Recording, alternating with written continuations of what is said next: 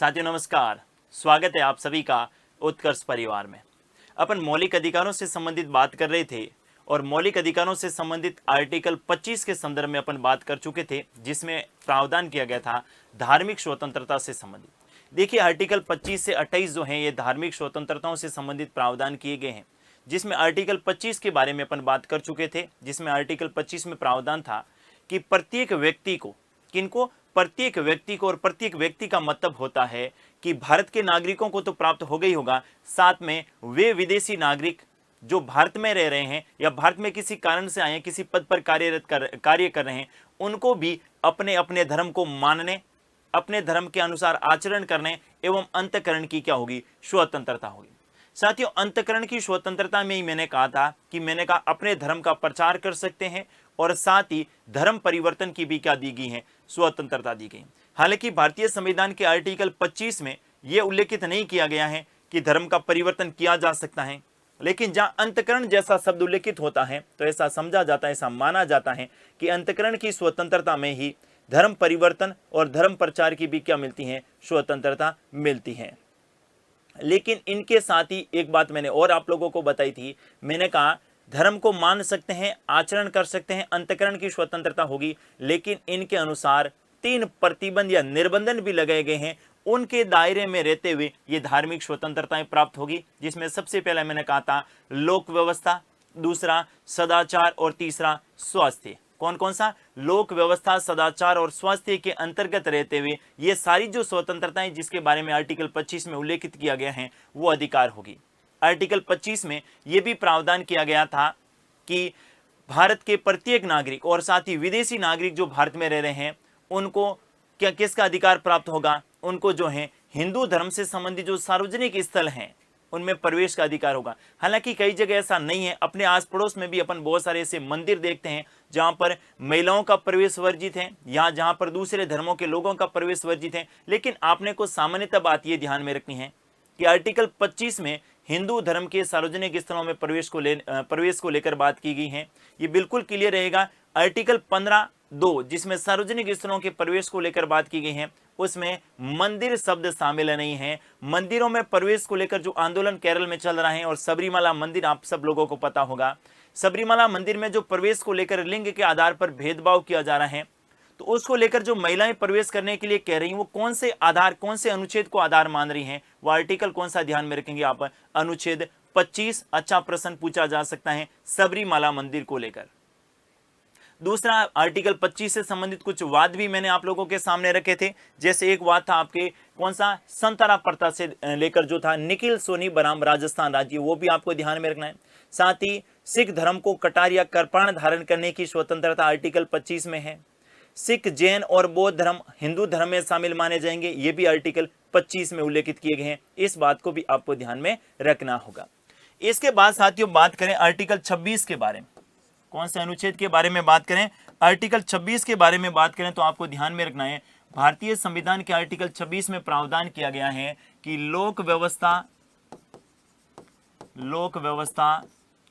सदाचार और स्वास्थ्य, लोक व्यवस्था, सदाचार और स्वास्थ्य के अंतर्गत रहते हुए, ध्यान से सुनिएगा, ये 3 शब्द बड़े महत्वपूर्ण हैं। लोक व्यवस्था, सदाचार और स्वास्थ्य के अंतर्गत रहते हुए, स्वास्थ्य के अंतर्गत रहते हुए धार्मिक संस्थाओं को स्थापित करने, धार्मिक संस्थाओं को स्थापित करने, धार्मिक संस्थाओं को स्थापित करने एवं इन संस्थाओं के लिए, एवं इन संस्थाओं हेतु जंगम एवं स्थावर, इन संस्थाओं हेतु जंगम एवं स्थावर संपत्ति अर्जित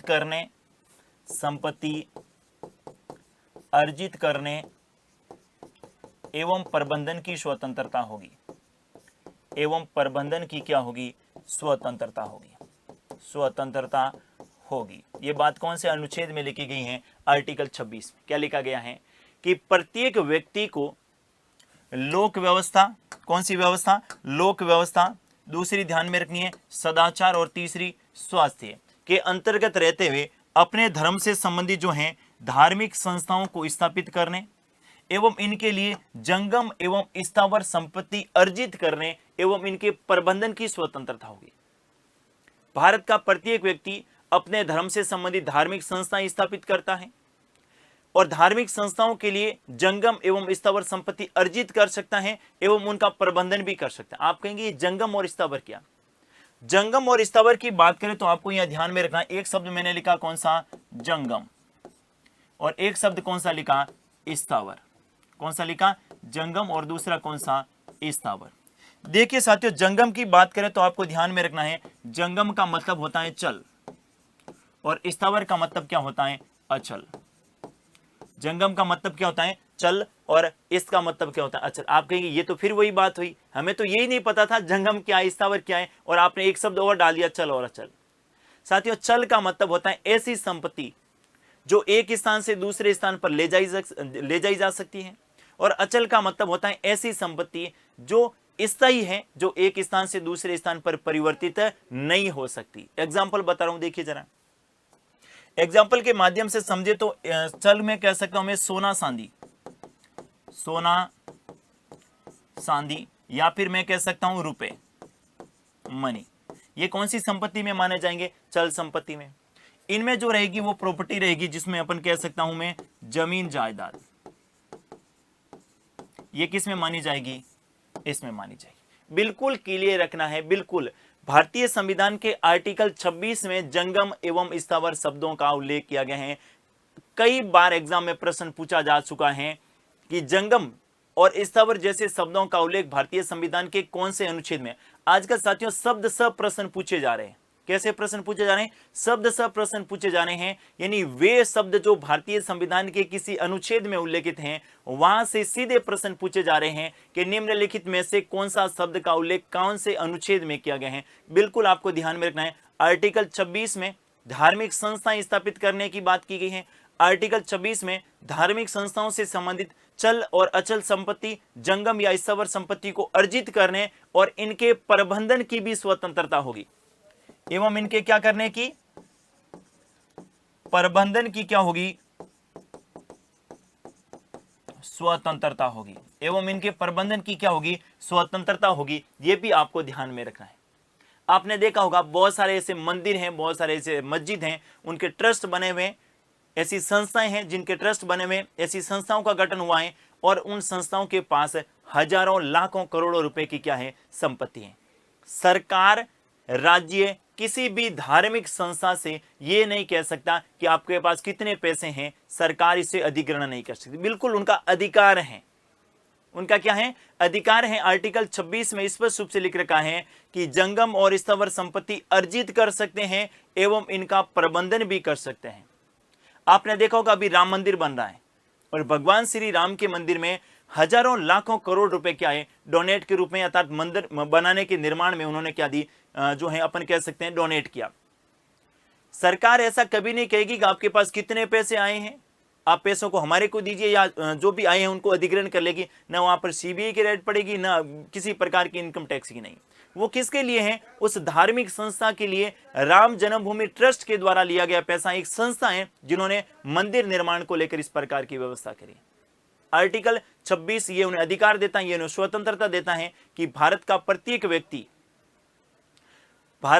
प्रत्येक व्यक्ति अपने धर्म से संबंधित संस्थाओं का गठन कर सकता है एवं उनके लिए जंगम एवं स्थावर संपत्ति क्या कर सकता है? अर्जित कर सकता है। कौन सा आर्टिकल ध्यान में रखेंगे? 26। अगला आर्टिकल देखिए 27।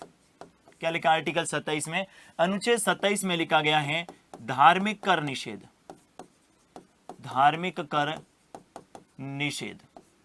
देखिए साथियों, धार्मिक कर निषेध की बात करें तो आपको ध्यान में क्या रखना है? धार्मिक कर निषेध में आपको यह ध्यान में रखना है कि किसी धर्म विशेष की अभिवृद्धि के लिए, किसी धर्म विशेष की अभिवृद्धि या विकास के लिए किसी भी नागरिक से धर्म के नाम पर कोई टैक्स नहीं लिया जा सकता, लेकिन शुल्क लिया जा सकता है। मैं क्या कह रहा हूं? कर नहीं लिया जा सकता लेकिन शुल्क लिया जा सकता है। आप कहेंगे शुल्क क्या है? ध्यान से सुनिएगा। आर्टिकल 27 में क्या लिखा है? किसी धर्म विशेष की अभिवृद्धि या विकास के लिए, किसी धर्म विशेष की अभिवृद्धि या विकास के लिए अभिवृद्धि या विकास के लिए, किसी धर्म विशेष की अभिवृद्धि या विकास के लिए किसी भी व्यक्ति से कर नहीं लिया जा सकता, कर नहीं लिया जा सकता, किसी भी व्यक्ति से कर नहीं लिया जा सकता, किसी भी व्यक्ति से कर नहीं लिया जा सकता। ये बात कौन से आर्टिकल में लिखी गई है? 27 में। किसी धर्म विशेष की अभिवृद्धि या विकास के लिए, पर्टिकुलर किसी धर्म विशेष की अभिवृद्धि या विकास के लिए कोई टैक्स नहीं लगेगा। साथियों, एक पहले कर हुआ करता था मुगल काल में, आपने सुना होगा जजिया कर के नाम से, सुना होगा ना जजिया कर। जजिया कर किन से लिया जाता था? गैर मुसलमानों से लिया जाता था, और वो मुस्लिम धर्म के विकास और उनकी उन्नति में लगाया जाता था। तो ये एक प्रकार का वो कैसा कर था? धार्मिक कर था।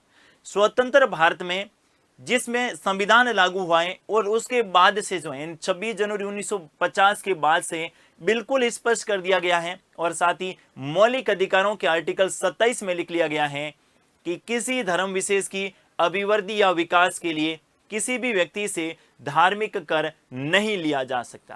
क्लियर है बात? धार्मिक कर नहीं लिया जा सकता। आपकी इच्छा है कि आप राम मंदिर के लिए पैसे दें, कोई मंदिर बन रहा है, कोई मस्जिद का निर्माण हो रहा है, कोई गुरुद्वारा बन रहा है, आपकी इच्छा के अनुसार देने, किसी को बाध्य नहीं कर सकते। ये भी बात आप लोगों को ध्यान में रखनी है, किसी को बाध्य नहीं कर सकते, ये बात आप जरूर ध्यान में रखिएगा। लेकिन मैंने आप लोगों से कहा था, मैंने कहा कर नहीं लिया जा सकता, शुल्क लिया जा सकता है। क्या लिया जा सकता है? शुल्क लिया जा सकता है। साथियों, प्रश्न इस प्रकार का पूछा जा सकता है, ध्यान से सुनिएगा। प्रश्न ये हो सकता है कि आर्टिकल 27 में धार्मिक शुल्क निषेध की बात करता है? नहीं, धार्मिक शुल्क निषेध की बात नहीं करता है। आर्टिकल 27 धार्मिक कर निषेध की बात करता है। किसकी बात करता है? धार्मिक कर निषेध की बात करता है। जबकि यहां पर मैंने क्या कहा है? धार्मिक शुल्क। एक एक शब्द का बड़ा महत्व है। आपसे प्रश्न पूछा जा सकता है कि भारतीय संविधान का आर्टिकल 27 धार्मिक शुल्क और कर दोनों के निषेध की बात करता है। आपको कहना है नहीं, सिर्फ और सिर्फ धार्मिक कर निषेध की बात करता है, धार्मिक शुल्क निषेध की बात नहीं करता। फिर आप कहेंगे धार्मिक शुल्क है क्या? यह भी जान लीजिएगा। किसी सेवा के बदले व्यक्तियों से जो पैसा लिया जाता है उसे अपन धार्मिक शुल्क कहते हैं, कर नहीं। शुल्क के बदले क्या मिलेगी? शुल्क के बदले में क्या मिलेगी? सेवा। किसी सेवा के बदले में सरकार जो पैसे ले रही है उसे धार्मिक शुल्क कहेंगे, कर नहीं कहेंगे। आप कहेंगे ऐसा है, कैसा है भारत में? बताइए जरा। आपने देखा होगा तीर्थ यात्रा के समय, आपने देखा होगा अमरनाथ यात्रा के समय इस प्रकार का एक जो है अमाउंट होता है जो अमरनाथ यात्रा करने वाले व्यक्ति को देना होता है। वो धार्मिक कर नहीं है, वो धार्मिक शुल्क है, और उसके बदले उस व्यक्ति की सुरक्षा की जिम्मेदारी किनकी होती है? सरकार की होती है। यानी सरकार उनको सेवा उपलब्ध करवाएगी, और सेवा के बदले में उस व्यक्ति से क्या ले रही है? टैक्स ले रही है। तो वो शुल्क है, वो कर नहीं है। इसको थोड़ा सा आपको बिल्कुल अलग अलग समझना है। धार्मिक कर नहीं लिया जा सकता, धार्मिक शुल्क लिया जा सकता है। और धार्मिक शुल्क का मतलब क्या है? बदले में क्या उपलब्ध करवाएगा राज्य? सेवा उपलब्ध करवाएगा। क्या उपलब्ध करवाएगा? सेवा उपलब्ध करवाएगा। शब्दों का बड़ा महत्व है, एक एक शब्द को ध्यान से सुनेगा और उसको ध्यान में रखते हुए ही अच्छे और बेहतर जो हैं अपन इसी के संदर्भ में कर सकते हैं।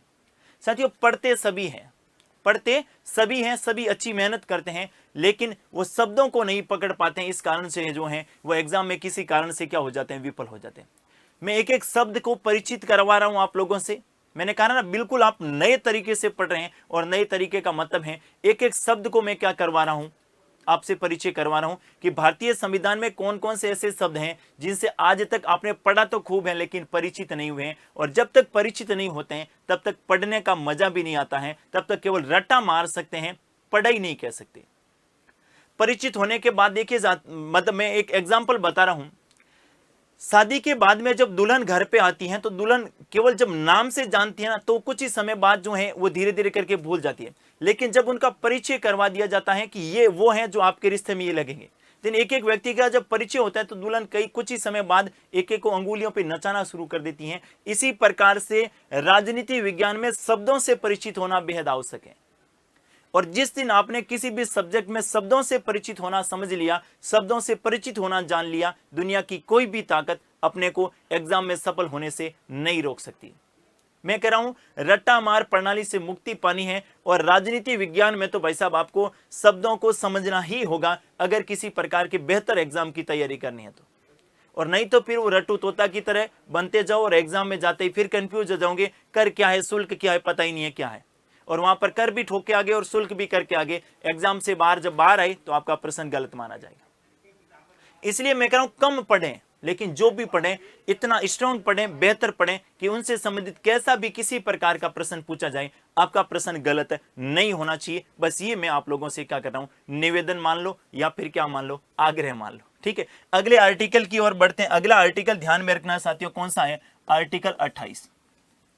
ये मैं सारा इसलिए कह रहा हूं क्योंकि पीसीएस की तैयारी या यूपीएससी की तैयारी करने वाले बहुत सारे सब्जेक्ट पढ़ते हैं, और अपने जैसे वो जिस दिन रट्टा मारने शुरू कर लिए तो कितना रट्टा मार पाएंगे, इसलिए वो शब्दों से परिचित हो जाते हैं। फिर एग्जाम में कैसा ही प्रश्न पूछे उन्हें एग्जैक्ट नहीं पता होता, लेकिन वो शब्दों से जब परिचित होते हैं तो उसका प्रश्न कभी एग्जाम में गलत नहीं होता है। इसको थोड़ा सा ध्यान में रखिए, इसे बोलते हैं स्मार्ट स्टडी। और यानी कम पढ़े लेकिन बेहतर पढ़े और अच्छे कंसेप्ट के साथ पढ़े ताकि एग्जाम में अपना प्रश्न गलत नहीं होना चाहिए। मैं कह रहा हूं आजकल परीक्षा ज्ञान की नहीं हो रही है, आजकल परीक्षा समझ पर आधारित परीक्षा है, धैर्य की परीक्षा है, और उसी धैर्य और समझ के साथ में अपने को संविधान के बारे में जानना है। बहुत सारी नई चीजें संविधान में आपको जानने को मिलेगी जिनको लेकर आज तक अपन क्या थे, अनभिज्ञ थे। ठीक है, आर्टिकल 28 के बारे में बात करें तो आर्टिकल 28 में लिखा गया है धार्मिक शिक्षा निषेध। क्या लिखा गया है, धार्मिक शिक्षा निषेध। धार्मिक शिक्षा निषेध के बारे में बात करें तो आर्टिकल 28 में ऐसा लिखा गया है किसी भी शिक्षण संस्थान में, चाहे वो सरकारी है या गैर सरकारी है या सरकार से वित्त पोषित कोई शिक्षण संस्थान है, उन शिक्षण संस्थान में किसी भी प्रकार की धार्मिक शिक्षा नहीं दी जा सकती। ध्यान से सुनिएगा मैं क्या कह रहा हूं कि सभी प्रकार के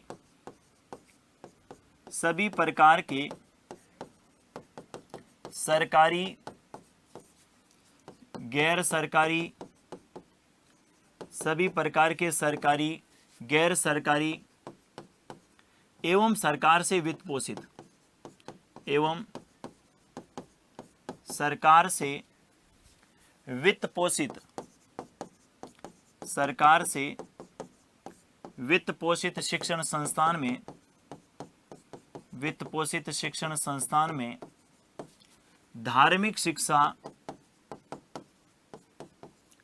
धार्मिक शिक्षा नहीं दी जा सकती, नहीं दी जा सकती। किसी भी शिक्षण संस्थान में धार्मिक शिक्षा नहीं दी जा सकती, ये बात आपको ध्यान में रखनी है। कौन से आर्टिकल में उल्लेखित किया गया है, अनुच्छेद 28 में।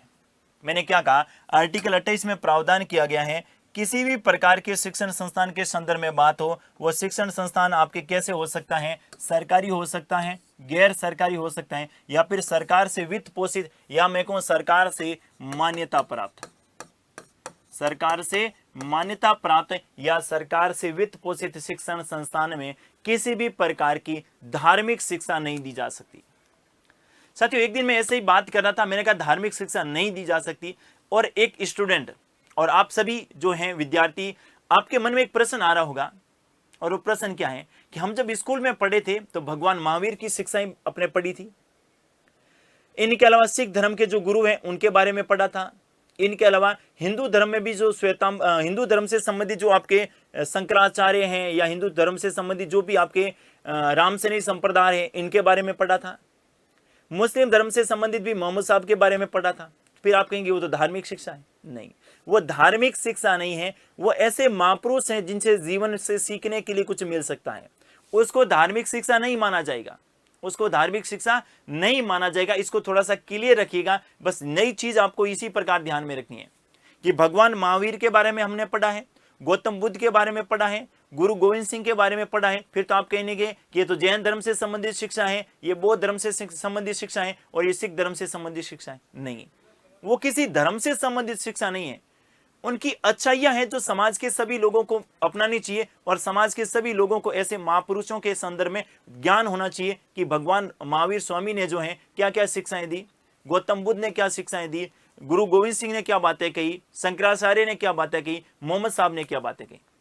वो किसी एक धर्म के बारे में थोड़ी कह रहे थे, वो तो ऐसे कह रहे थे सभी धर्मों के प्रति, लेकिन अपनी बात थोड़ी सी सोचने की जो है ना, थोड़ी सी अपने गलत प्रक्रिया समझ रही, अपने उसको किसी धर्म विशेष का मान लिया और उसी को अपने क्या मान लिया, धार्मिक शिक्षा मान लिया। बिल्कुल आपको ध्यान में रखना है, ऐसे महापुरुषों की जीवनियां, ऐसे महापुरुषों की शिक्षाएं जब भी अपन पढ़ते हैं, वो सरकारी स्कूलों में भी पढ़ाई जाती हैं, वो गैर सरकारी स्कूलों में भी पढ़ाई जाती हैं, उसको धार्मिक शिक्षा की श्रेणी में शामिल नहीं माना जाएगा। इस बात को ध्यान में रखिएगा। ये क्वेश्चन पीसीएस के एग्जाम में पूछा जा चुका है कि क्या भगवान महावीर की शिक्षा को आर्टिकल 28 के तहत धार्मिक शिक्षा करने का निषेध की बात करते हैं। आपको कहना नहीं, भगवान महावीर हो, भले ही आपके गौतम बुद्ध हो, भले ही गुरु गोविंद सिंह हो, भले ही शंकराचार्य हो या तुलसीदास हो, रैदास हो, ये धर्म से संबंधित हो सकते हैं, लेकिन उनकी शिक्षाएं किसी एक धर्म से संबंधित नहीं है। ये बात आपको ध्यान में रखनी है।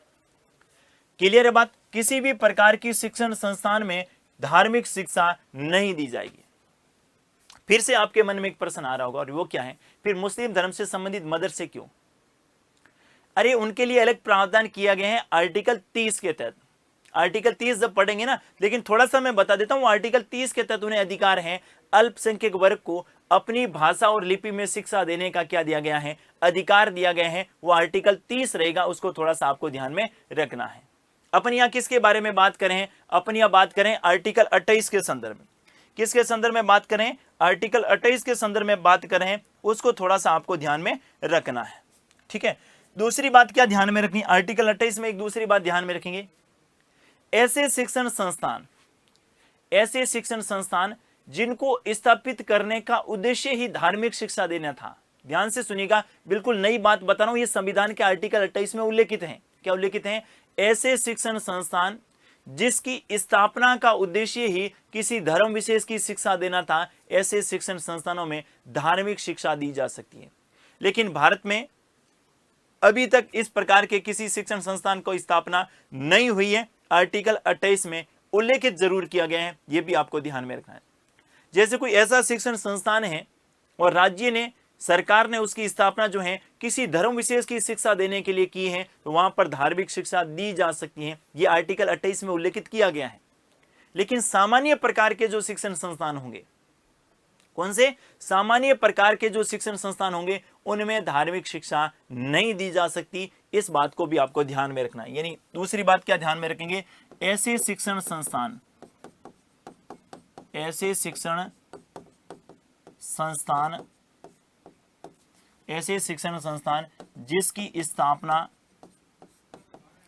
जिसकी स्थापना का उद्देश्य, ऐसे शिक्षण संस्थान जिसकी स्थापना का उद्देश्य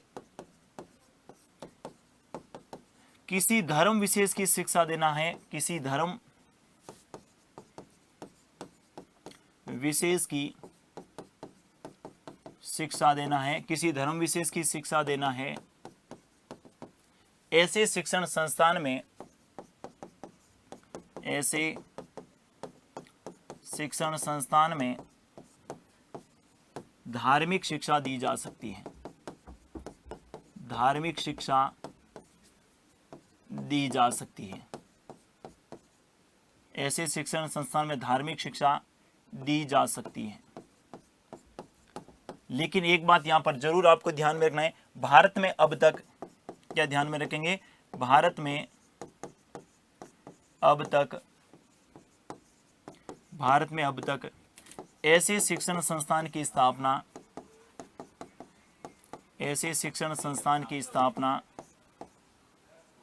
भारत में अब तक ऐसे शिक्षण संस्थान की स्थापना नहीं की गई है। भारत में अब तक ऐसे शिक्षण की स्थापना नहीं की गई है। इस बात को भी आपको ध्यान में रखना है। अभी तक इस प्रकार की शिक्षण संस्थान की स्थापना नहीं हुई है। अगर इस धर्म से संबंधित शिक्षण संस्थान की स्थापना हुई होती तो उसमें धार्मिक शिक्षा दी जा सकती थी। इस बात को भी ध्यान में रखना है। यह भी उल्लेख भारतीय संविधान के कौन से आर्टिकल में है? आर्टिकल 28 में है। बिल्कुल आपको ध्यान में रखना है। तीसरी बात, आर्टिकल 28 में और क्या ध्यान में रखेंगे? आर्टिकल 28 में आपको यह भी ध्यान में रखना है कि ऐसी कोई शिक्षण संस्थान जहां पर धर्म विशेष से संबंधित कोई उपासना हो रही है, वहां पर किसी भी बालक को, जो स्टूडेंट है वहां पर, उस बालक को उस उपासना में शामिल होने के लिए बाध्य नहीं किया जा सकता। मैं क्या कह रहा हूं, बिल्कुल इस पर सुनिएगा। ऐसा कोई शिक्षण संस्थान जहां धार्मिक उपासना हो सकती है, बिल्कुल कोई रोक टोक नहीं है, लेकिन किसी व्यक्ति को बाध्य नहीं किया जा सकता। जैसे जो है अपन स्कूल में जाते थे तो प्रार्थना सभा होती थी, और प्रार्थना सभा में सामान्यतः जो भी शिक्षण संस्थान है, क्योंकि भारत में हिंदू बहुसंख्यक हैं, और जो भी शिक्षण संस्थान है वहां जो है सरस्वती की वंदना होती थी।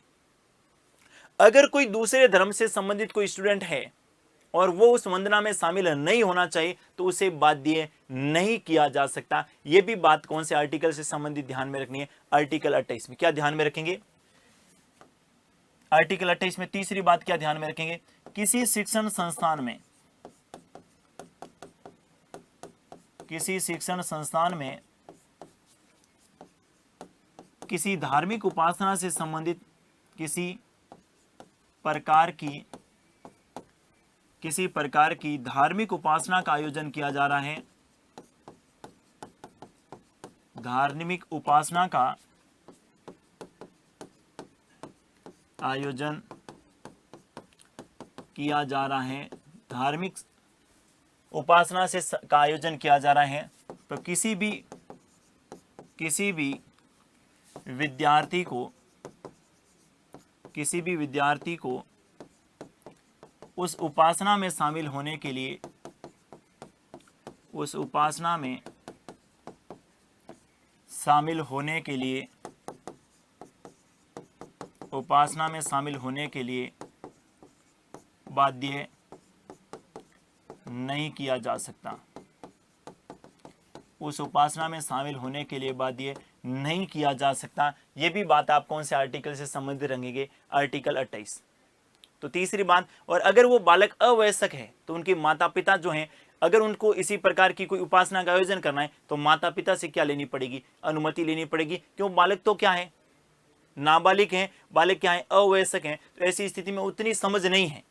ऐसी स्थिति में अगर किसी कोई दिक्कत है तो माता पिता से अनुमति लेनी होगी। ये थोड़ा सा आपको ध्यान में रखना है कि किसी धर्म विशेष की उपासना से संबंधित को आयोजन किया जा रहा है शिक्षण संस्थान में, तो उसे किसी भी बालक को वहां बाध्य नहीं करेंगे कि आपको उपस्थित होना ही होना है। हो सकता है वो किसी दूसरे धर्म से बिलोंग करता हो और उस धर्म में इस प्रकार की उपासना का प्रावधान नहीं हो, इस बात को भी आपको ध्यान में रखना। साथियों, ऐसा ही एक मामला आया था उत्तर प्रदेश से संबंधित। उत्तर प्रदेश में जो मदरसे हैं, और मदरसों में सरकार ने प्रावधान किया कि मदरसों में राष्ट्रगान का आयोजन किया जाना चाहिए। किसकी बात कर रहा हूं मैं, उत्तर प्रदेश की। उत्तर प्रदेश में क्या प्रावधान किया गया कि उत्तर प्रदेश में जो भी मदरसे हैं, इन मदरसों में राष्ट्रगान को अनिवार्य रूप से लागू किया गया, अनिवार्य रूप से लागू, कि मदरसों में राष्ट्रगान जो है अनिवार्य रूप से रोज का रोज होगा। इसको लेकर इलाहाबाद हाईकोर्ट में मामला गया, लेकिन इलाहाबाद हाईकोर्ट ने कहा कि ये जो राष्ट्रगान है, ये जो राष्ट्रगान है, ये किसी धर्म विशेष से संबंधित नहीं है, किसी धर्म विशेष से संबंधित नहीं है, धर्म विशेष से संबंधित राष्ट्रगान किसी धर्म विशेष से संबंधित नहीं है। ये देश की एकता और देश की अखंडता से जुड़े हुए कुछ ऐसी बातें इसमें हैं, तो इसको किसी धर्म से जोड़ना जो है ये नहीं रहेगा। और राष्ट्रगान अनिवार्य रूप से अगर सरकार ने लागू किया है तो उन शिक्षण संस्थानों में भी राष्ट्रगान जो है अनिवार्य रूप से लागू होगा। मतलब मदरसों में राष्ट्रगान आज भी उत्तर प्रदेश की सरकार ने तय कर रखा है कि मदरसों में राष्ट्रगान होगा। हालांकि लगभग सभी प्रकार के शिक्षण संस्थानों में राष्ट्रगान और राष्ट्रगीत का आयोजन करवाया जाता है, लेकिन फिर भी इलाहाबाद हाईकोर्ट ने स्पष्ट कर दिया कि राष्ट्रगान किसी धर्म विशेष से संबंधित नहीं है। ये देश की एकता और अखंडता में एकता और अखंडता में पिरोए रखने के लिए कुछ ऐसे तत्व हैं जिसको किसी धर्म से जोड़ना उचित नहीं है। ये बात ध्यान में रखिएगा राष्ट्रगान के संदर्भ में। ऐसा ही एक मामला आया था राष्ट्रगीत से संबंधित। किससे संबंधित? राष्ट्रगीत से संबंधित। और राष्ट्रगीत से संबंधित ये जो मामला आया था ये तमिलनाडु से संबंधित था। कौन से नाडु से संबंधित था? तमिलनाडु से संबंधित था। और तमिलनाडु में राष्ट्रगीत की अनिवार्यता को लागू किया था। बाद में मामला कोर्ट में गया और वहां पर भी जिस प्रकार या इलाहाबाद हाईकोर्ट ने कहा वैसा का वैसा जो है तमिलनाडु उच्च न्यायालय ने भी प्रावधान किया कि राष्ट्रगीत किसी धर्म विशेष से संबंधित नहीं है। ये धर्म विशेष से संबंधित नहीं होकर देश की एकता और अखंडता को जोड़े रखने के लिए ऐसे तत्व हैं जिसको किसी धर्म से जोड़ना उचित नहीं होगा। ये था कौन सा आर्टिकल 28, जिसके बारे में अपने बात की। आर्टिकल 28 में केवल ये पढ़ के छोड़ना उचित नहीं है कि इसमें आर्टिकल 28 में प्रावधान किया गया है धार्मिक शिक्षा निषेध। आर्टिकल 28 में जो दूसरी बात मैंने बताई थी, मैंने कहा कोई ऐसा शिक्षण संस्थान जिसकी स्थापना का उद्देश्य किसी धर्म की शिक्षा देना है, ऐसे शिक्षण संस्थान में धार्मिक शिक्षा दी जा सकती है। ऐसे शिक्षण संस्थान है जिसकी स्थापना का उद्देश्य ही उस शिक्षण संस्थान में धार्मिक शिक्षा देना है, तो शिक्षण संस्थान में धार्मिक शिक्षा दी जा सकती है। लेकिन भारत में अभी तक ऐसे शिक्षण संस्थान को स्थापित नहीं किया गया है, ये भी आप ध्यान में रख सकते हैं। अगला जो मौलिक अधिकार है, पांचवा मौलिक अधिकार जिसके बारे में अपन बात करेंगे, वो है शिक्षा एवं संस्कृति का अधिकार। शिक्षा एवं संस्कृति का अधिकार, शिक्षा एवं संस्कृति का अधिकार। और अगर अनुच्छेद की बात करें तो आप ध्यान में रख सकते हैं आर्टिकल 29 और आर्टिकल 30 किन से संबंधित हैं? शिक्षा एवं संस्कृति से संबंधित आर्टिकल 29 और आर्टिकल 30। और ऐसा कहा जाता है कि ये जो मौलिक अधिकार हैं ये अल्पसंख्यक वर्ग से संबंधित है, अल्पसंख्यक वर्ग से संबंधित। जो हमारे अल्पसंख्यक भाई बहन हैं, जो हमारे अल्पसंख्यक भाई बहन हैं, इन्होंने संविधान सभा में कहा कि हमारे लिए कुछ प्रावधान कीजिएगा, क्योंकि बहुत सारे ऐसे जो हैं अल्पसंख्यक में परिभाषित करूंगा कौन अल्पसंख्यक मानते हैं, इसको लेकर क्या मामला जो है ये आया था, इसके बारे में भी बात करेंगे। लेकिन सामान्य तौर पर अगर आपसे प्रश्न पूछे कि बताइएगा जरा भारतीय संविधान के ऐसे कौन से मौलिक अधिकार हैं जो अल्पसंख्यकों से संबंधित हैं, भारतीय संविधान के ऐसे कौन से मौलिक अधिकार हैं जो अल्पसंख्यकों से संबंधित हैं, आपको ध्यान में रखना है। आर्टिकल 29 और आर्टिकल 30 जो हैं ये किन से संबंधित हैं? अल्पसंख्यक वर्ग से संबंधित हैं। किन से संबंधित हैं? अल्पसंख्यक वर्ग से संबंधित हैं। ये आपको जरूर ध्यान में रखना है। कौन से? आर्टिकल 29 और 30। क्या है आर्टिकल 29 और 30? इसके बारे में बात करते हैं और उसके बाद में अल्पसंख्यक कौन है इनके बारे में भी बात करेंगे। और सरकार और अल्पसंख्यक आयोग दोनों ही अल्पसंख्यक को परिभाषित करने में क्या रहे? विफल रहे। क्यों रहे? इनको लेकर कौन सा मामला आया था उसके बारे में भी बात करेंगे। सबसे पहले बात करते हैं आर्टिकल 29 के संदर्भ। आर्टिकल 29 में लिखा गया है कि जो अल्पसंख्यक है उनको अपनी भाषा, लिपि और संस्कृति, भाषा, लिपि और संस्कृति को बचाए रखने की स्वतंत्रता, बचाए रखने की क्या होगी? स्वतंत्रता। भारत जब स्वतंत्र हुआ था और उसके बाद जो है ये संविधान के निर्माण का कार्य चल रहा था, उसी समय जो अल्पसंख्यक भाई बहन थे, आपको पता है कि जो है उस समय धर्म के आधार पर देशों का विभाजन हुआ था। मुस्लिम का मतलब जो है पाकिस्तान समझा गया और हिंदू का मतलब जो है ये भारत समझा गया। उस समय बहुत सारे ऐसे मुस्लिम परिवार जो थे ये भारत में रह रहे थे और अलग अलग धर्मों के और अल्पसंख्यक धर्म बहुत थे। इन्होंने संविधान सभा में मांग की कि हमारे लिए कुछ प्रावधान कीजिएगा और हमारी भाषा क्या है, हम हमारी भाषा को मानेंगे, हमारी लिपि और हमारी संस्कृति। कहीं ऐसा नहीं हो कि जो बहुसंख्यक हैं ये हमारे ऊपर हावी हो जाएं और बहुसंख्यक हमारे ऊपर दबाव बनाए कि तुम हमारी भाषा को पालन करोगे, हमारी संस्कृति को अपनाओगे और हमारी लिपि का प्रयोग करोगे। देखिए यही तो है भारतीय संविधान की खूबसूरती। कुछ कहते हैं ना कि हम भारत में ऐसे नहीं है, भारत में वैसा है, भारत का संविधान सही नहीं है। एक एक वर्ग का ध्यान रखा गया, एक एक व्यक्ति का ध्यान रखा गया। इससे एक बढ़िया खूबसूरती किसी देश के संविधान में नहीं है। अल्पसंख्यक वर्ग को यह अधिकार दिया गया कि वो अपनी भाषा के अनुसार किसी भी प्रकार का कार्य कर सकते हैं, वो अपनी लिपि को बचाए रख सकते हैं और वो अपनी संस्कृति को बचाए रख सकते हैं। ये क्या है? यही तो है भारतीय संविधान की खूबसूरती। भारतीय संविधान के आर्टिकल 29 में स्पष्ट रूप से लिख रखा है कि अल्पसंख्यक वर्ग को अपनी भाषा, अपनी लिपि और अपनी संस्कृति को बचाए रखने की क्या होगी? स्वतंत्रता होगी। साथियों यहां से एक अच्छा प्रश्न एग्जाम में पूछा जाता है और प्रश्न क्या है वो सुन लीजिएगा। आपसे प्रश्न पूछा जाएगा, निम्नलिखित में से कौन से शब्द का उल्लेख आर्टिकल 29 में नहीं है?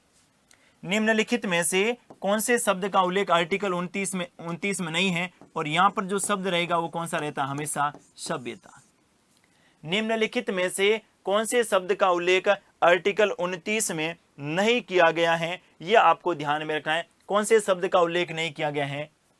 सभ्यता शब्द। आर्टिकल 29 में 3 ही शब्द ध्यान में रखने हैं। जैसे आर्टिकल 25 में हमने 3 शब्द पढ़े थे, लोक व्यवस्था, सदाचार और स्वास्थ्य, आर्टिकल 26 में 3 शब्द पढ़े थे, लोक व्यवस्था, सदाचार और स्वास्थ्य। प्रश्न पूछा जाता है कई बार, निम्नलिखित में से किन किन आधारों पर धार्मिक स्वतंत्रता पर पाबंद या प्रतिबंध या निर्बंधन लगाया जाता है? वो 3 शब्द हैं, लोक व्यवस्था, सदाचार और स्वास्थ्य। उसी प्रकार से आर्टिकल अनुच्छेद आपके 29 में भी 3 शब्द है, कौन कौन से? भाषा, लिपि और संस्कृति। कौन से शब्द हैं? भाषा, लिपि और संस्कृति। दूसरा आर्टिकल देखिए, अनुच्छेद 30। अनुच्छेद 30 में क्या लिखा गया है कि अल्पसंख्यक वर्ग को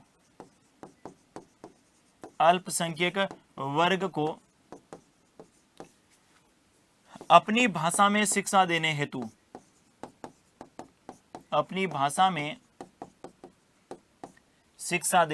अल्पसंख्यक वर्ग को अपनी भाषा में शिक्षा देने हेतु शिक्षण संस्थान खोलने की स्वतंत्रता होगी।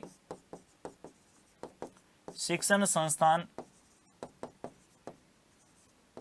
खोलने की स्वतंत्रता होगी। अल्पसंख्यक वर्ग को अपनी भाषा में शिक्षा देने के लिए शिक्षण संस्थान खोलने की स्वतंत्रता होगी। और शिक्षण संस्थान खोलना ही नहीं, इनके प्रबंधन की जिम्मेदारी भी इसी वर्ग की होगी। इनके प्रबंधन की जिम्मेदारी भी किन्हीं होगी? इसी अल्पसंख्यक वर्ग की होगी। यह भारतीय संविधान के कौन से आर्टिकल में उल्लेखित किया गया? अनुच्छेद 30 में। और आपको यहां पर ध्यान में रखना है, क्या ध्यान में रखेंगे कि जो मदरसों की स्थापना की जाती है, किनकी स्थापना? मदरसों की जो स्थापना की जाती है, उसका आधार भारतीय संविधान का कौन सा आर्टिकल है? अनुच्छेद 30। मदरसों की जो स्थापना की जाती है, उसका आधार भारतीय संविधान का कौन सा आर्टिकल है? अनुच्छेद 30 है। इस बात को भी आपको ध्यान में रखना है। क्या ध्यान में रखेंगे? आपसे प्रश्न कई बार एग्जाम में पूछा जाता है कि मदरसों की स्थापना का आधार भारतीय संविधान का कौन सा आर्टिकल है? आर्टिकल 30। साथियों, अल्पसंख्यकों से संबंधित आगे अपन और बात करेंगे। आर्टिकल 350 के संदर्भ में जब पढ़ेंगे तो वहां पर अल्पसंख्यक को अपनी मातृभाषा में शिक्षा देने के समय क्या कुछ वर्गों के लिए विशेष उपबंध, जहां पर किए गए भारतीय संविधान के भाग में, वहां पर अल्पसंख्यकों के लिए, एंग्लो इंडियन के लिए, अनुसूचित जाति के लिए और अनुसूचित जनजाति के लिए प्रावधान है। और जब अपन केंद्र और राज्यों के संबंध पढ़ेंगे उस समय इसको बिल्कुल क्लियर करेंगे, जहां से अच्छा प्रश्न एग्जाम में पूछा जाता है, तो इसको ध्यान में रखिएगा। अभी मौलिक अधिकार पढ़ रहे हैं। मौलिक अधिकारों में अल्पसंख्यकों से संबंधित 2 जो है ये पढ़ना है। पहला कौन सा? 29 में भाषा, लिपि और संस्कृति को बचाए रखने की स्वतंत्रता, और आर्टिकल 30 में अल्पसंख्यक वर्ग को अपनी भाषा में शिक्षा देने के लिए शिक्षण संस्थान खोलने की स्वतंत्रता। और इसी के तहत है किसकी स्थापना की जाती है? मदरसों की स्थापना ही नहीं, इनका प्रबंधन की जिम्मेदारी भी किन की होगी? इन्हीं अल्पसंख्यक वर्ग की होगी। लेकिन एक ध्यान में रखना है, अगर किसी शिक्षण संस्थान में कुप्रबंधन हुआ, ऐसा कोई शिक्षण संस्थान जो अल्पसंख्यक वर्ग से संबंधित है, और ऐसे शिक्षण संस्थान में अगर किसी प्रकार का कुप्रबंधन हुआ, तो ऐसे शिक्षण संस्थान से प्रबंधन की जिम्मेदारी सरकार छीन सकती है। यह भी इस आर्टिकल 30 में उल्लेखित किया गया है।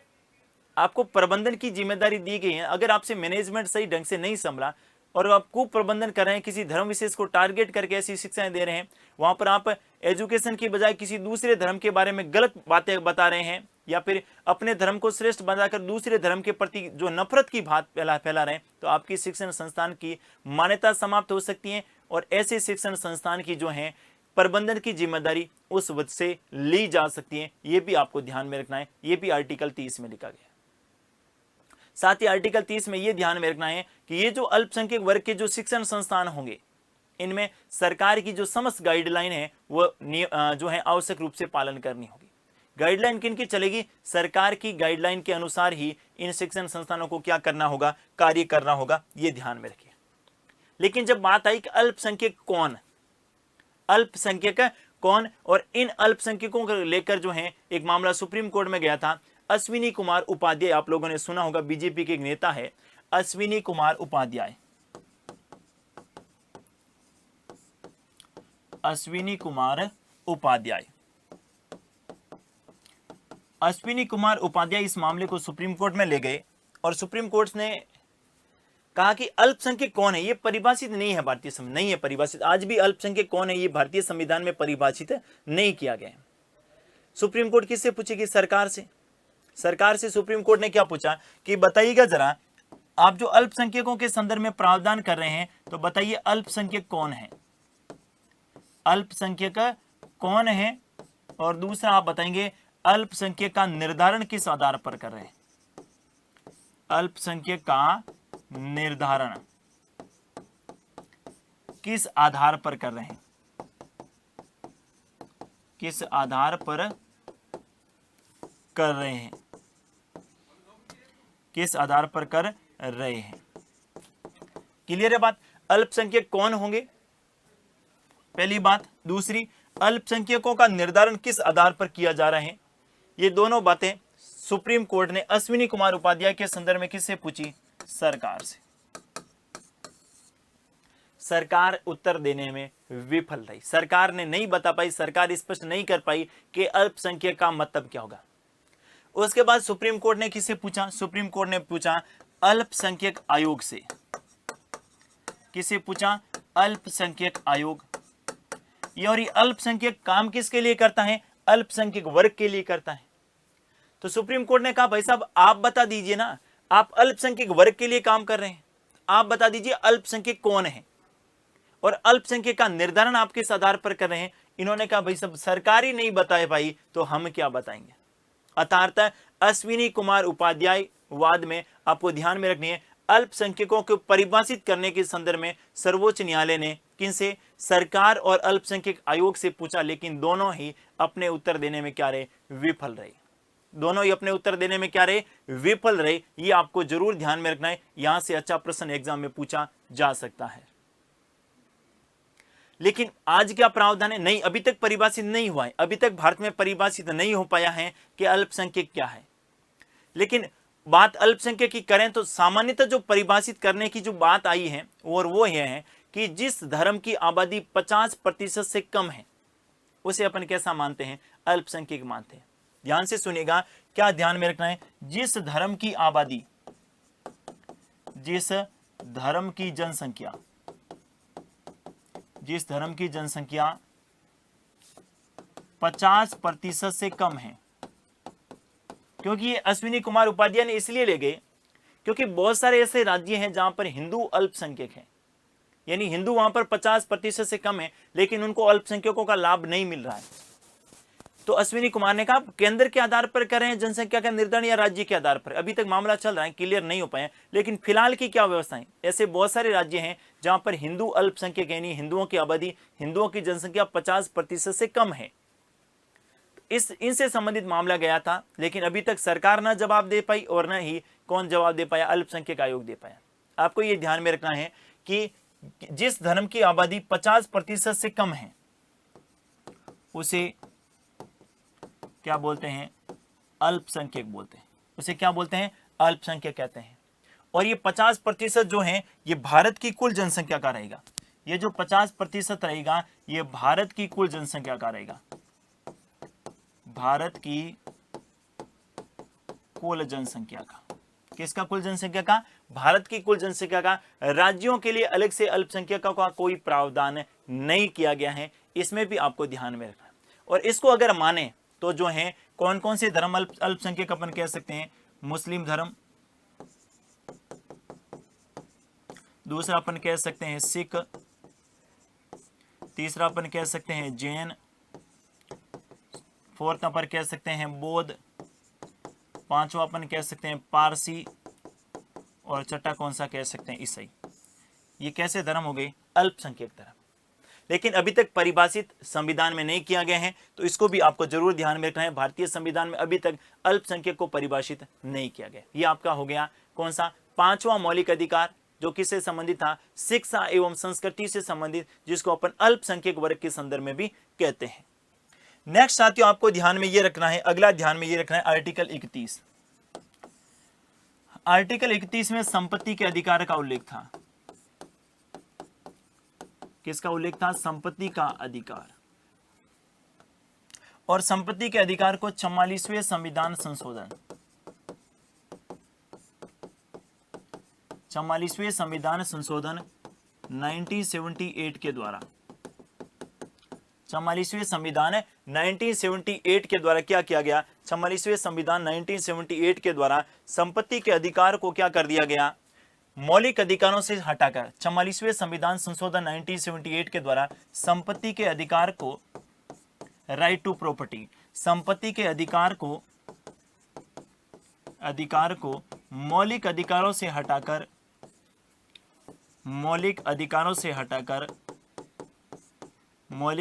से समाप्त करके, ये बात अपन पहले भी कर चुके हैं, समाप्त करके अनुच्छेद 301 के तहत कैसा अधिकार बना दिया गया? कानूनी अधिकार बना दिया गया। अनुच्छेद 301 के तहत कैसा अधिकार बना दिया गया? कानूनी अधिकार बना दिया गया। वर्तमान में संपत्ति का अधिकार कैसा अधिकार है? तो वर्तमान में संपत्ति का अधिकार कानूनी या मैं कह सकता हूं विधिक अधिकार है। वर्तमान में संपत्ति का अधिकार कैसा अधिकार है? कानूनी या विधिक अधिकार है। और वर्तमान में संपत्ति के अधिकार का उल्लेख भारतीय संविधान के कौन से अनुच्छेद में है? आर्टिकल 300A में है। इस बात को भी आपको ध्यान में रखना। वर्तमान में मौलिक अधिकार नहीं है, ये कैसा अधिकार बन चुका है? विधिक अधिकार बन चुका है। और आगे जब अपन केंद्र और राज्यों के संबंधों को पढ़ेंगे तो आर्टिकल 301 के बारे में वहां पर मैं बात करूंगा। लेकिन आर्टिकल 31 में कुछ बातें हैं, आज भी हैं। आर्टिकल 31A, आर्टिकल 31B और आर्टिकल 31C, इसको आपको ध्यान में रखना है। जैसे मैंने बताया, एक तो आर्टिकल 31A, एक बताया आर्टिकल 31B। इसको अपन सामान्यतः छोड़ देते हैं, लेकिन प्रश्न यहां से भी पूछे जा सकते हैं। ये जो आर्टिकल 31A और 31B हैं, इन दोनों को प्रथम संविधान संशोधन कब जोड़ा गया? फर्स्ट कॉन्स्टिट्यूशन अमेंडमेंट, प्रथम संविधान संशोधन 1978 के द्वारा जोड़ा गया। प्रथम संविधान संशोधन 1978 के द्वारा जोड़ा गया। ध्यान से सुनेगा, प्रथम संविधान संशोधन 1978 क्या? प्रथम संविधान संशोधन 1951 है ना, 44वां आता 1978। प्रथम संविधान संशोधन 1951 के द्वारा जोड़ा गया। ये जो प्रथम संविधान संशोधन है, ये अंतरिम सरकार के द्वारा कर लिया, अंतरिम संसद के द्वारा, किनके द्वारा किया गया? अंतरिम संसद के द्वारा किया गया। और अंतरिम संसद का मतलब है जो संविधान सभा थी उसको 24 जनवरी 1950 को क्या कर दिया था? भंग कर दिया गया था। लेकिन कहा गया था जब तक स्थायी संसद का निर्माण नहीं हो जाता तब तक ये किसके रूप में कार्य करेगी? अंतरिम संसद के रूप में। और इसी संविधान सभा ने 13 मई 1952 तक जो है ये अंतरिम संसद के रूप में कार्य किया, जिसके अध्यक्ष कौन थे? गणेश वासुदेव मावलंकर। इसी अंतरिम संसद के द्वारा भारतीय संविधान में फर्स्ट कॉन्स्टिट्यूशन अमेंडमेंट किया गया 1951 में। और एक तो 9वीं अनुसूची जोड़ी गई, आप लोगों को पता हो तो 9th शेड्यूल जोड़ी गई। और साथ ही आर्टिकल 31 में 2 आर्टिकल जोड़े गए, 31A और 31B। ये जो आर्टिकल 31A और 31B हैं, ये मौलिक अधिकार नहीं है। ध्यान से सुनिएगा, ये क्या नहीं है? मौलिक अधिकार नहीं है। पहली बात तो आपको ये ध्यान में रखनी है, मौलिक अधिकार नहीं है। लेकिन ये मौलिक अधिकारों को प्रभावी बनाने के लिए मौलिक अधिकारों को क्या करते हैं? मौलिक अधिकारों को प्रभावी बनाते हैं, प्रभावी बनाते हैं। आपको पता होगा कि फर्स्ट कॉन्स्टिट्यूशन अमेंडमेंट यानी प्रथम संविधान संशोधन के द्वारा भूमि सुधारों से संबंधित कुछ प्रावधान किए गए थे। और इसी के तहत जो है 9वीं अनुसूची जोड़ी गई थी। और आर्टिकल 31A में लिखा गया, कौन से आर्टिकल में? अनुच्छेद 31A में यह प्रावधान किया गया। क्या प्रावधान किया गया? कि निजी संपत्ति के अधिग्रहण के समय, निजी संपत्ति के अधिग्रहण के समय, या मैं यूं कहूं निजी संपत्ति को जो है ये किन के लिए? निजी संपत्ति को सार्वजनिक कल्याण के लिए, सार्वजनिक कल्याण हेतु अधिग्रहण किया जा सकता है, अधिग्रहण किया जा सकता है। निजी संपत्ति को सार्वजनिक किन के लिए? संपत्ति के अधिकार से संबंधित आर्टिकल 31, तो उसको निष्प्रभावी बनाने के लिए कुछ बातें जोड़ी गई आर्टिकल 31A और 31B में, जिसमें क्या प्रावधान किया गया? निजी संपत्ति को सार्वजनिक कल्याण के लिए अधिग्रहण किया जा सकता है। लेकिन कल्याण क्या होना चाहिए? उद्देश्य क्या होना चाहिए? सार्वजनिक कल्याण के लिए। किसी व्यक्तिगत हित के लिए किसी प्रकार की निजी संपत्ति को अधिग्रहण नहीं कर सकते। लेकिन अगर सार्वजनिक कल्याण के लिए निजी संपत्ति का अधिग्रहण किया है और उनके बदले में, ये आर्टिकल 31A और B दोनों के संदर्भ में बात करते हैं, और उनके बदले में जो मुआवजा राशि मिलेगी, उनके बदले में क्या मिलेगी? जो मुआवजा राशि मिलेगी उसको न्यायपालिका में चुनौती नहीं दी जा सकती। ये बात भी आर्टिकल 31A और B में उल्लेखित की। तो 31A और B मौलिक अधिकार नहीं है, आर्टिकल 31 और बी मौलिक अधिकार नहीं है ये, लेकिन ये मौलिक अधिकारों को प्रभावी बनाते हैं। और यहाँ पर जो है ये आर्टिकल 31 में कुछ ऐसी बातें जोड़ी गई, क्योंकि आर्टिकल 31 संपत्ति के अधिकार से संबंधित था 1951 में, ठीक है, और उनको कुछ निष्प्रभावी बनाने के लिए, क्योंकि इस बात का दावा नहीं कर दे कि ये हमारी निजी संपत्ति का अधिग्रहण कर रहे हैं, और निजी संपत्ति का मतलब संपत्ति के अधिकार का क्या कर रहे हैं, उल्लंघन कर रहे हैं। तो आर्टिकल 31 में संपत्ति के अधिकार को कुछ मात्रा में निष्प्रभावी बनाने के लिए जो है ये आर्टिकल 31A और 31B जोड़ा गया। एक आर्टिकल और है 31C, उसको भी जानना जरूरी है। आर्टिकल कौन सा, 31C। और आर्टिकल 31C जो है ये 25वें संविधान संशोधन, 25वें संविधान संशोधन, और 25वां संविधान संशोधन कब हुआ था, 1971 में जोड़ा गया। 25वें संविधान संशोधन 1971 में जोड़ा गया। कारण सुन लीजिएगा, इसका कारण तो बड़ा महत्वपूर्ण है। आपको पता हो इंदिरा गांधी जब देश के प्रधानमंत्री बने थे तो इंदिरा जी ने 1969 में 14 बैंकों का क्या किया था, राष्ट्रीयकरण। 14 बैंकों का क्या किया था, राष्ट्रीयकरण। और बाद में जब मामला सुप्रीम कोर्ट में गया तो सुप्रीम कोर्ट ने इस बैंकों के राष्ट्रीयकरण को क्या घोषित कर दिया, अवैध घोषित कर दिया। ध्यान से सुनिएगा, इंदिरा गांधी जब देश के प्रधानमंत्री थे तो उन्होंने 14 बैंकों का राष्ट्रीयकरण किया। कब किया था, 1969 में। लेकिन आरसी कूपर के नाम से एक वाद आया सुप्रीम कोर्ट में, कौन सा, आरसी कूपर बनाम भारत संघ, आरसी कूपर बनाम भारत संघ। और आरसी कूपर बनाम भारत संघ वाद में सुप्रीम कोर्ट ने बैंकों के राष्ट्रीयकरण को क्या घोषित कर दिया, अवैध घोषित कर दिया। इंदिरा जी ने एक प्रयास और किया, दूसरा प्रयास क्या था, राजाओं की प्रीवी पर्स को बंद कर दिया था। राजाओं की प्रीवी पर्स को क्या कर दिया था, बंद कर दिया था। इनको लेकर भी मामला सुप्रीम कोर्ट में गया था। माधवराव सिंधिया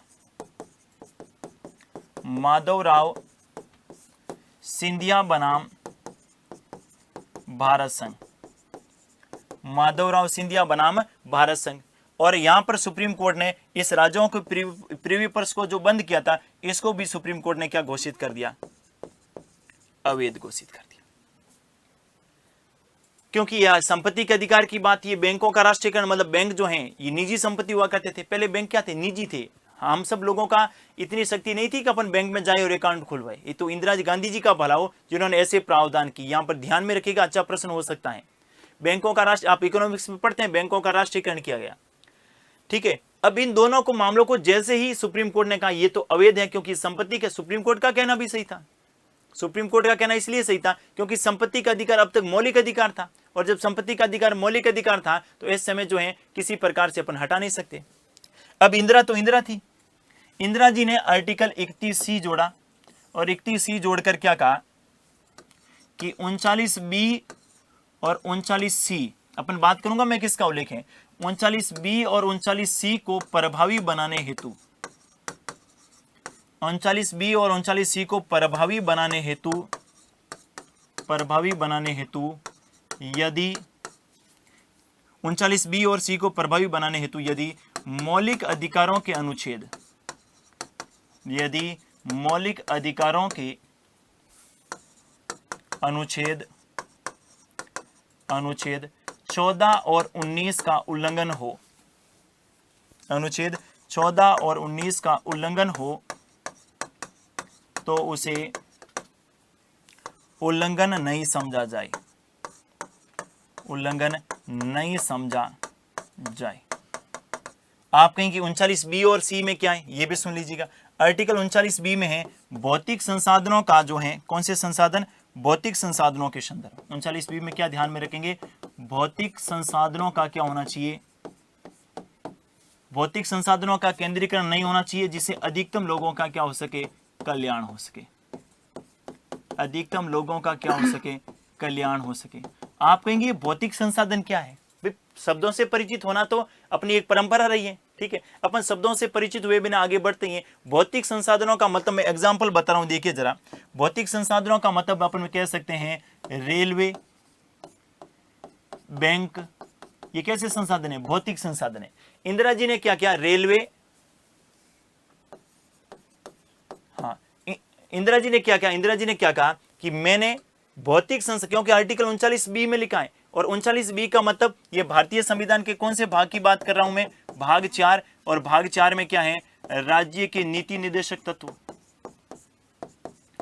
राज्य के नीति निर्देशक तत्व, ये दोनों में टकराव की स्थिति थी। किन में, मौलिक अधिकार और नीति निर्देशक तत्वों में। आगे मैं बात करूंगा दोनों में टकराव को लेकर है, मिनरल में स्वाद क्या था, उससे पूर्व की सारी बातें, लेकिन वो कब करेंगे, जब नीति निर्देशक तत्व पढ़ लेंगे तब। यहां पर केवल आपको सामान्यतः बात ध्यान में रखनी है, 31C में प्रावधान किया गया है 39B में भौतिक संसाधन का केंद्रीकरण नहीं होना चाहिए, और 39C में लिखा गया है आर्थिक संसाधनों का केंद्रीकरण नहीं होना चाहिए। इंदिरा जी ने क्या कहा, इंदिरा जी ने कहा कि मैंने, राज्य के कर्तव्य हैं, राज्य का कर्तव्य क्या है, अधिकतम लोगों का कल्याण करे, और मैंने जो है इसी को आधार बनाते हुए, किनको आधार बनाते हुए, आर्टिकल 39B और 39C को आधार बनाते हुए ही मैंने क्या किया है, मैंने बैंकों का राष्ट्रीयकरण किया है और राज्यों की प्रीवी पर्स क्या किए हैं, बंद की है।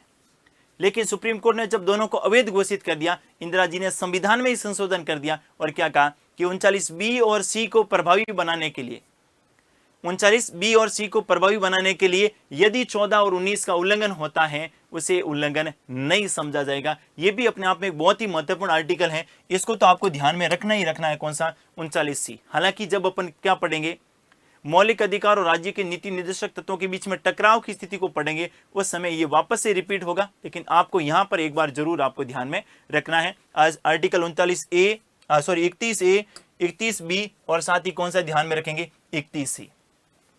आपसे प्रश्न पूछा जा सकता है ये कब जोड़ेंगे, तो प्रथम संविधान संशोधन के द्वारा। ये मौलिक अधिकारों में से संबंधित नहीं, मैंने पहले ही क्लियर कर दिया, ये मौलिक अधिकार नहीं है। ये मौलिक अधिकारों को क्या बनाते हैं, प्रभावी बनाते हैं, मौलिक अधिकारों को शक्ति प्रदान करते हैं। ये आर्टिकल 31 को निष्प्रभावी बना रहे थे, जबकि ये जो है ये किनको, 31C जो है ये किनको, मौलिक अधिकारों की तुलना में नीति निर्देशक तत्वों के आर्टिकल 39B और 39C को क्या बना रहे थे, प्रभावी बना रहे थे। तो ये जो है किन से संबंधित है, आपको ध्यान में रखना है। इसके संदर्भ में बात करें 31B और C, 1 और B के संदर्भ में, ये संपत्ति के अधिकार को निष्प्रभावी बना रहे थे, संपत्ति के अधिकार को क्या बना रहे थे, निष्प्रभावी। और ये जो 31B है, 31B तो सीधे के सीधे अपन कह सकते हैं 9वीं अनुसूची से संबंधित। ये प्रश्न हो सकता है कि भारतीय संविधान का कौन सा आर्टिकल 9वीं अनुसूची से संबंधित है।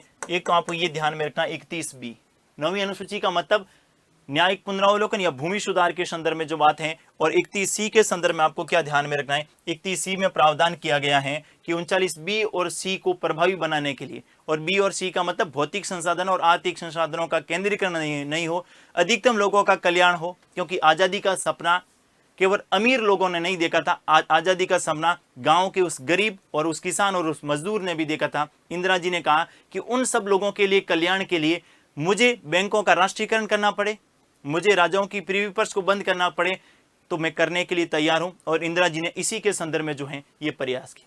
लेकिन साथियों, इंदिरा जी की सरकार अस्थिर सरकार थी, उस समय अस्थिर सरकार थी।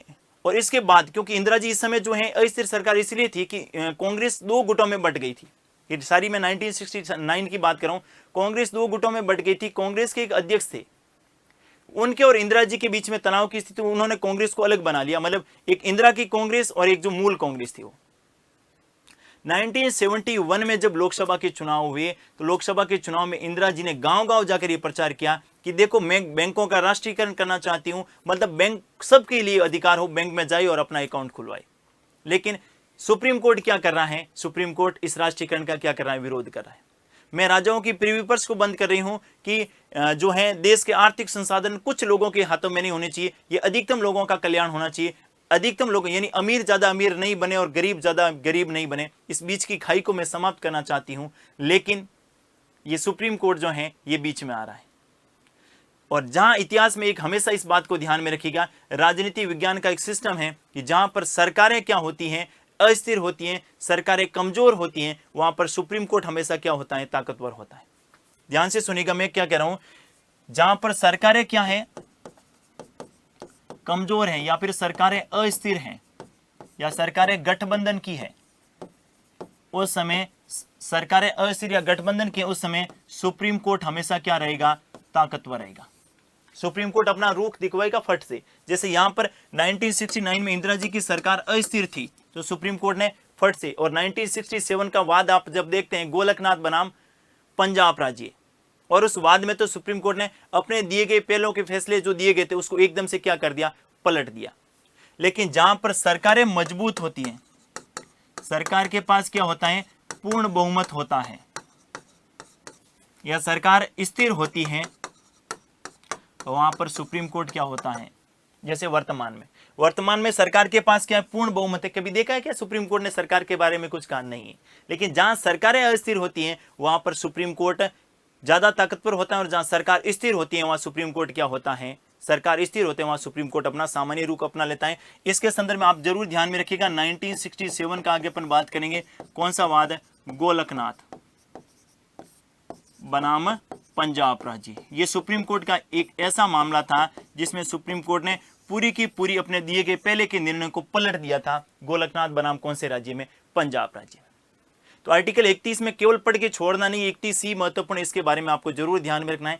आज के लिए बस इतना ही। एक और मौलिक अधिकार अपना बच गए हैं, कौन सा, संवैधानिक उपचारों का अधिकार, और वो तो भाई साहब सबसे महत्वपूर्ण आर्टिकल है, क्योंकि अम्बेडकर साहब ने आर्टिकल 32 को संविधान की आत्मा एवं हृदय कहा है। क्यों कहा है, इसके बारे में जानेंगे। सुप्रीम कोर्ट कितने प्रकार की रिट जारी करता है, क्या होती है रिट, और उसमें आपको एक और इंटरेस्टिंग कहानी जानने का मौका मिलेगा कि इंदिरा गांधी के चुनाव को अवैध घोषित क्यों कर दिया गया था, और कौन से वाद को बंदी प्रत्यक्षीकरण वाद के नाम से जानते हैं, उसके बारे में। आज के लिए बस इतना ही। थैंक यू, धन्यवाद।